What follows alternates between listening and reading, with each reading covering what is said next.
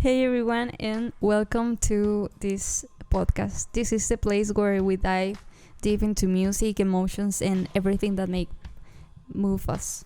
Today, we have a very special episode dedicated to a band that has connected with millions around the world, 21 Pilots.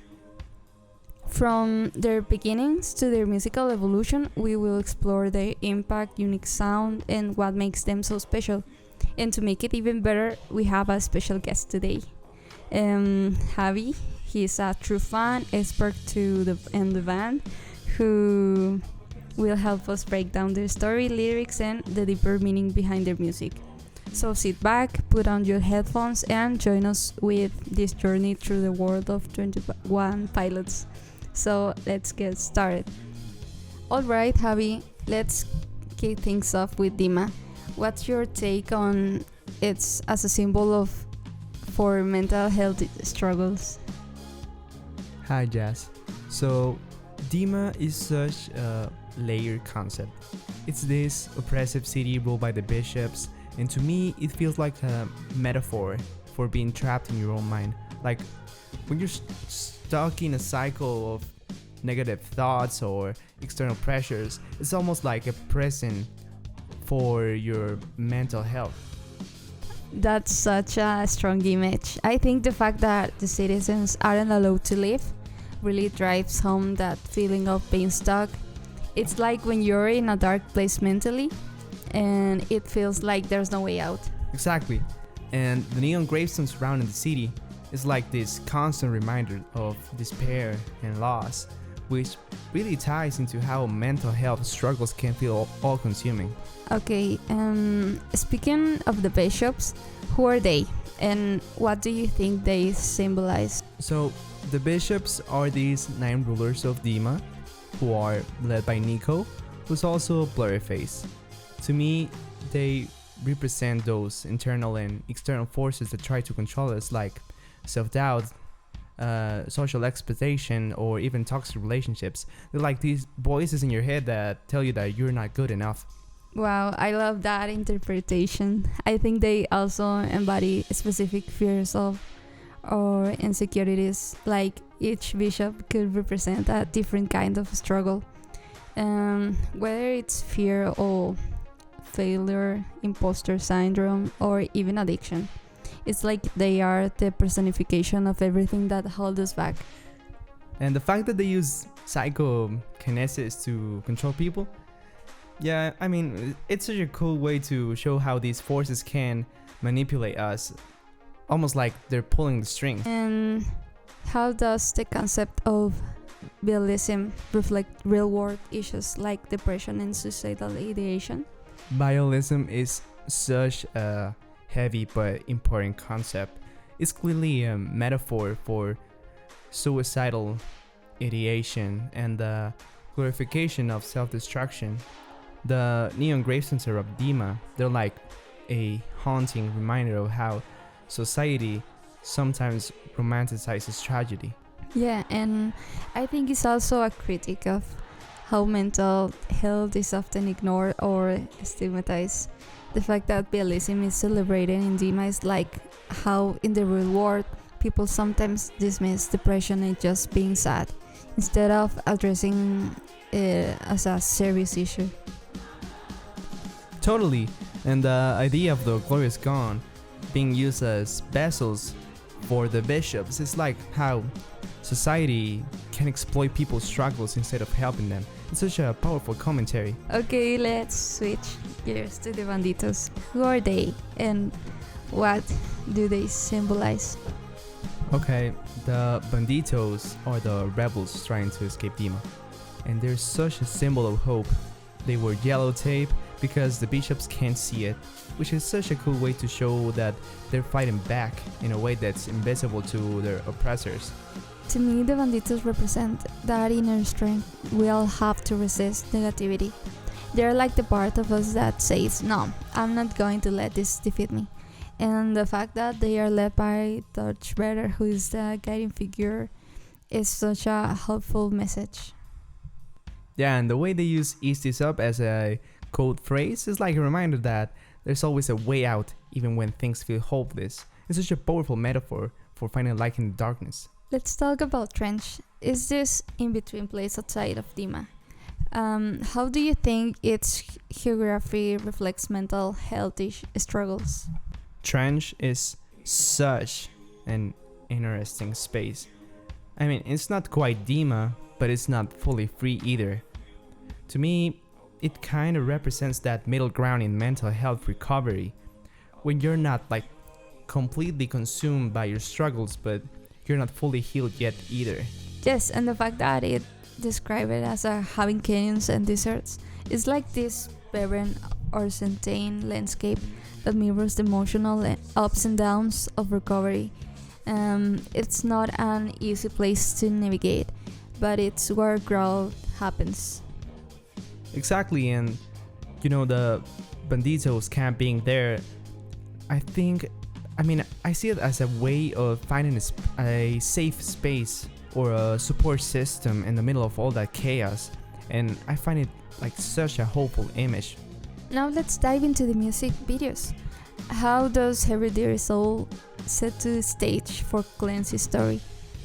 Oh, Heavy Dirty Soul. It's such a great starting point. It's this high energy chase where Clancy is trying to escape Dima, and it really sets the tone for his rebellion. The car crash at the end is like this moment of chaos and realization that he can keep running. He has to fight.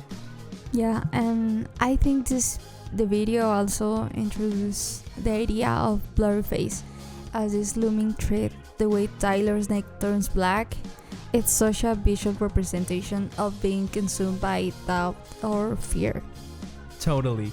And the fact that it ends with Clancy being captured is like a reminder that the fight isn't easy, but it's necessary. It's such a powerful way to kick off the story. Now let's talk about Jumpset. What does the smearing process mean to you? I find smearing such a haunting concept. It's when the bishops capture someone and leave black marks on their neck and hands. To me, it's like losing control of yourself, whether it's to depression, addiction, or external pressures. And the way Clancy resists with the help of the banditos. It's such a powerful moment. It's like finding strength in others when you feel like you're losing yourself. Exactly, and the fact that he dissociates during the whole thing, it's such a realistic portrayal of how trauma can make you feel detached from your own experiences. Such a raw and emotional video. Let's talk about Nico and the Niners. How does it show the banditos' resistance? I know, this video is all about the banditos fight against Dima. The yellow tape is such a cool symbol. It's like their way of saying that we're here, but you can see us. And it's such a clever metaphor for resisting in a way that's invisible to your oppressors. Yeah, and the way they move through Trench, it's like this underground network of hope. They're not just fighting for themselves, they're fighting for everyone trapped in Dima. Totally, and the fact that they're led by the torchbearer, it's such a hopeful image. It's like, even in the darkest places, there's always something guiding you towards the light. And about Levitate, what does it mean to you? Oh, Levitate is such a powerful video. It's all about Clancy's internal conflict. He's trying to rebel, but he's tied to Dima. The way he's like literally floating between the banditos and the bishops, it's such a visual representation of that struggle. And the lyrics are so intense. It's like he's trying to break free, but he's still haunted by his past.